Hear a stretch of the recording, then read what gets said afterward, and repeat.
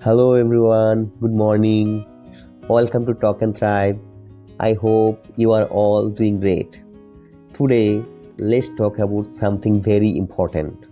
Practice English every day. If you want to speak English fluently, daily practice is the key. You don't need to study for hours. Just 10 to 15 minutes a day can make big differences. Here's a simple way to start. Speak in front of a mirror. Record yourself and listen back. Talk about your day in English. Use apps and AI partner for practice. Don't worry about grammar at first. Just focus on speaking. The more you speak, the more you confident you will become.